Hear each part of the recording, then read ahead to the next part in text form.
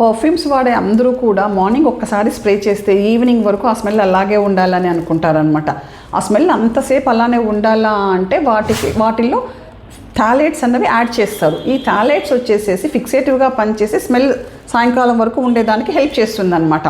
ఈ థాలేట్స్ అన్నవి endocrine disrupting factors అనమాట. దీనివల్ల హార్మోన్స్ ఇంబ్యాలెన్స్ వస్తుంది. దానివల్ల స్పర్మ్ క్వాలిటీ, క్వాంటిటీ, మొటిలిటీ అన్నీ తగ్గిపోతాయి. అదే కాకుండా స్పర్మ్లో ఉండే DNA కూడా డ్యామేజ్ అయ్యే ఛాన్స్ ఉంది.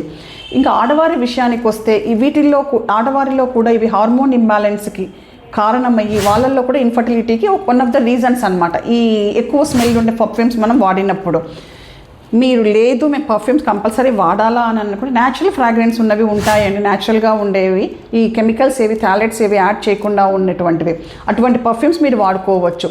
ఈ పర్ఫ్యూమ్స్ ఎక్కువ వాడే వాళ్ళు ఈవెన్ ఇన్ఫర్టిలిటీ ట్రీట్మెంట్స్ కోసం వచ్చినప్పుడు కూడా వాటిల్లో కూడా సక్సెస్ రేట్ అనేది తక్కువగా ఉంటుందన్నమాట.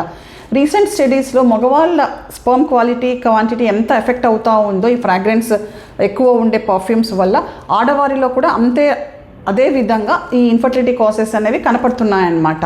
Thank you.